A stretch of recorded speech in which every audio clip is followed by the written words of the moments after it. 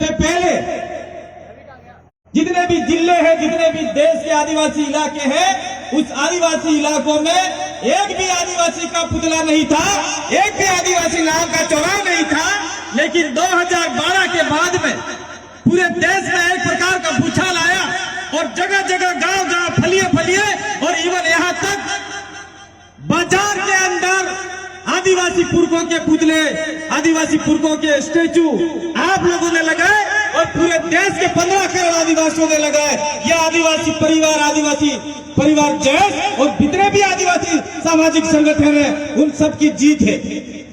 हमारे जो पुरखे हुए हैं उनकी जो मनसा थी, उनकी जो इच्छा थी, वो इच्छा कहीं न कहीं दबी कुचली थी और हम लोग पढ़ लिख कर संविधान के मार्फत से, लोकतांत्रिक के मार्फत से हम लोगों ने ये हमारे जो महापुरुषों के जो स्टेचू लगाए हैं, तो अन्य समाज के पेट में मरण पड़ रही है। वो चाहती है कि आदिवासियों के स्टेचू नहीं लगने चाहिए।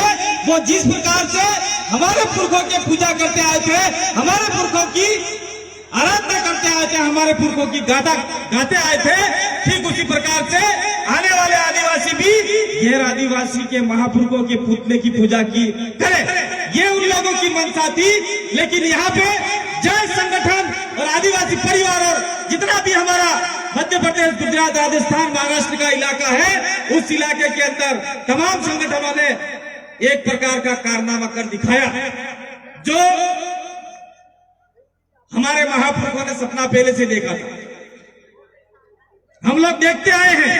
अभी हमारे मंच संचालन में मैं सिर्फ 10 मिनट ही बोलूंगा, ज्यादा समय नहीं लूंगा आपका। राजस्थान से आया हूं और कोई राजस्थान अलीराजपुर ये कोई अलग स्थान नहीं है। जितने आदिवासी अलीराजपुर में है उससे ज्यादा आदिवासी डूंगरपुर में है और उससे भी ज्यादा आदिवासी पूरे बिल प्रदेश में है। इसलिए हम लोग सिर्फ मात्र टंटिया भील का मूर्ति लगाकर और हम लोग खुश हो जाएंगे, ताली बजा लेंगे। लेकिन टंटिया भील की जीवन की जो गाथा है, जीवन का जो इतिहास है, वो इतिहास पूरी तरीके से किताबों में छापा नहीं गया। छापा गया तो किसी आदिवासी ने नहीं छापा, किसी अन्य ने छापा।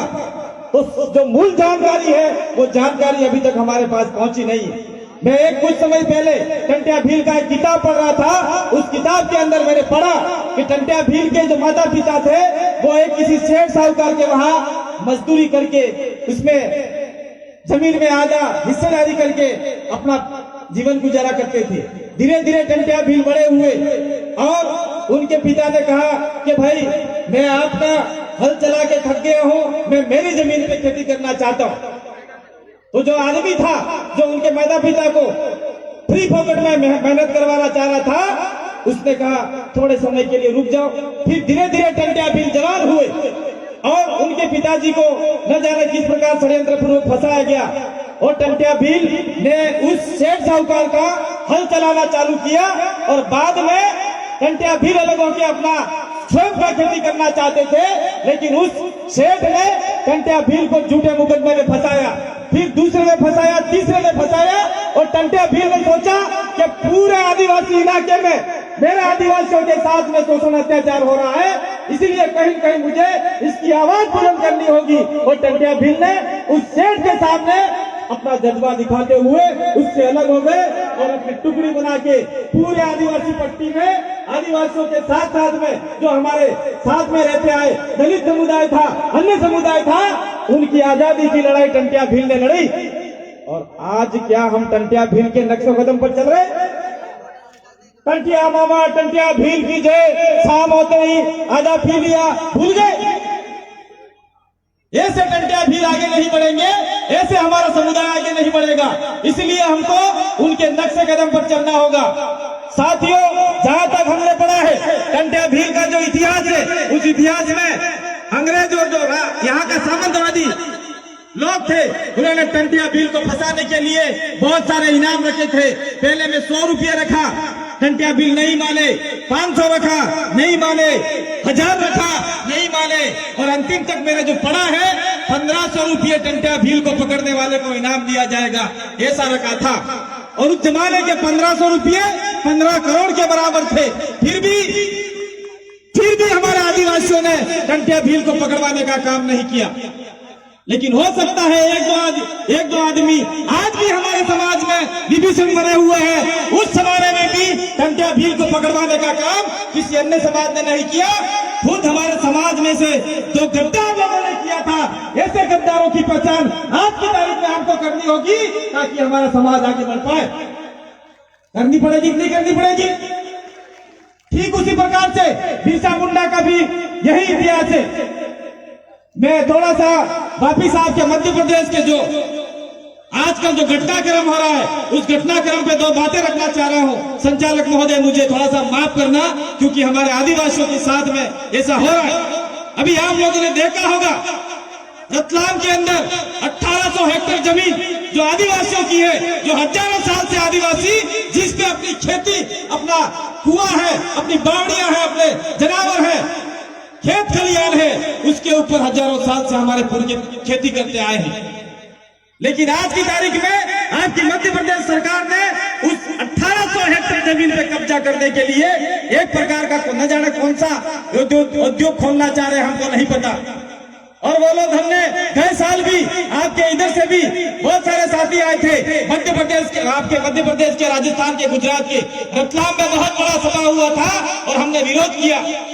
लेकिन अभी हाल फिलहाल में 15 नवंबर बिरसा मुंडा जन्म जयंती के ऊपर वहां के आदिवासियों ने पैसा इकट्ठा किया था और पैसा इकट्ठा करके बिरसा मुंडा के स्टेचू लगा रहे थे।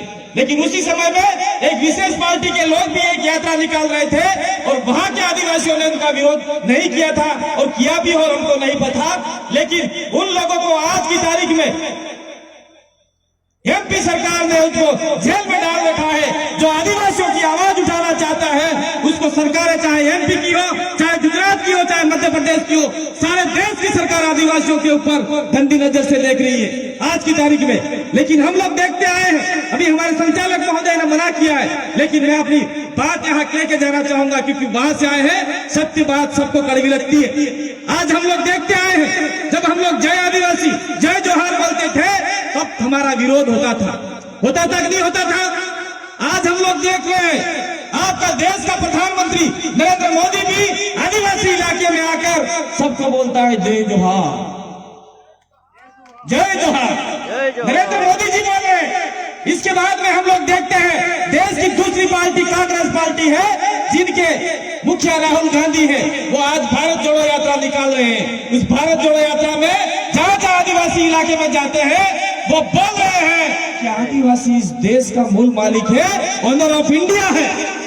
जब हम लोग बोलते थे वो लोग हमको कहते थे ये गलत बोल रहे हैं। आज उनको मजबूरन बोलना पड़ा, ये ताकत जयेश की है, ये ताकत आदिवासी परिवार की है, ये ताकत बिल प्रदेश की है। ये हमको आज हमने विभिन्न सरकार को बता दिया।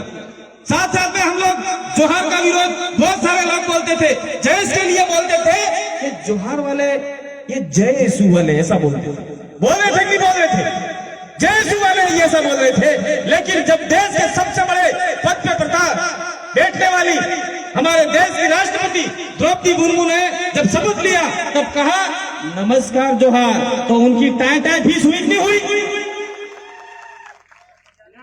ये बहुत सारी बातें उस समय में उनको कड़वी लगती थी, लेकिन उनको समझ में आ गया कि आदिवासियों के लिए 2-3 शब्द हैं जो आदिवासियों को एक मुट्ठी में बांध सकता है। वो क्या है? जोहार। दूसरा क्या है? जय आदिवासी। तीसरा, हमारे इलाके में आप लोग थोड़े से इस चीज को समझ नहीं पाए हैं, हमारे इलाके में एक मजबूत शब्द है जय भील प्रदेश। ये इतने सारे शब्द हैं, तो आज कहीं न कहीं सरकारों को, राजनीतिक पार्टियों को बोलना पड़ रहा है अपने मन से।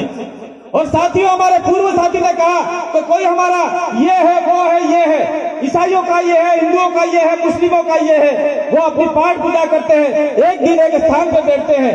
लेकिन हमारे आदिवासी आधे इधर जा रहे हैं, आधे उधर जा रहे हैं, आधे इधर जा रहे हैं, आधे इधर जा रहे हैं, और कहते हैं कि आओ जाजम पे। तो हम लोग देखते आए थे, कौन सी 1975 में एक फिल्म आई थी अंग्रेजों के जमाने को, जेलर की, असरानी वाली, आधे इधर जाओ, आधे इधर जाओ, आधे उधर जाओ। पीछे मुड़कर देखा, एक भी सिपाही नहीं था। ऐसा हमारे आदिवासी समुदाय में नहीं होना चाहिए।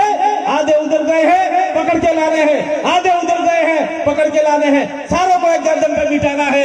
आने वाले समय में हमें हमारी 5वीं अनुसूची के लिए, हमारे पुरखों के लिए, हमारे विशेषाधिकार के लिए लड़ाई लड़नी है। और जो रतलाम के भाई जिन्होंने सरकार ने पकड़ रखा है, उसके लिए भी आपको जगह जगह एसडीएम कार्यालय पे ज्ञापन देने होंगे। और साथियों, मैं कहना चाह रहा हूँ, 10 मिनट का समय शायद पूरा होने आ गया है। मैं कहना चाह रहा हूँ आप लोगों को, आज से 2012 में किसी चौराहे पे कोई स्टेचू नहीं था। मैं डबल रिपीट कर रहा हूँ, कोई स्टेचू नहीं था। आज की तारीख में जितने भी जयस की सभा हुई, जितने भी आदिवासी परिवार के चिंतन शिविर हुए, उन चिंतन शिविर में हमने आह्वान किया था कि गांव-गांव, फलिए बाजार हो या मार्केट हो, वहां पे आदिवासी पुरखों के नाम का पत्रा आपको ठोकना है। आप लोग यहाँ से डूंगरपुर आ जाओ, उदयपुर चले जाओ, उदयपुर से लास्ट झारखंड चले जाओ, जो भी आदिवासी गांव है, उस गांव के हक तिराए चौराहे पे बिरसा मुंडा चौराया, टंटिया भील चौराया, ये चौराया, ये अचानक चमत्कार कैसे हुआ? ये चमत्कार नहीं हुआ, हमारे पुरखों की आवाज हमारे शरीर में दबी हुई थी, वो निकल के आपके बीच में आ गई। मैं धन्यवाद देना चाहता हूँ, मैं और भी और बात कहना चाहता हूँ। जिस प्रकार से टंटिया भील का आपने यहाँ स्टेचू लगाया है, तो आने वाले समय में आप लोग ये देख लीजिए, ये अलीराजपुर जिला है, वो अलीराजपुर चिट्टीपुरी हो गई। अलीराजपुर जिला किसी और का नहीं है, अलीराजपुर जिले में आलिया भील का स्टेचू होना चाहिए। ये आप लोगों को करना होगा। जामुआ के अंदर जामू भील का स्टेचू होना चाहिए, ये आपको करना होगा। चिट्टी वो समय पूरा हो गया, हम इतनी दूर से आए थे, आपने मंच लिया, इसलिए मैं यहाँ जो मूर्ति स्थापना वाले जो आयोजन टीम है, उनको बहुत बहुत धन्यवाद देना चाहता हूँ। और आने वाले समय में बहुत बड़े कार्यक्रम होंगे, वहां हमको ज्यादा समय मिलेगा तो और ज्यादा बात बताएंगे। आप सभी ने मेरी बात को सुना, इसी आशा विश्वास के साथ में धन्यवाद। जोहार, जय आदिवासी, जय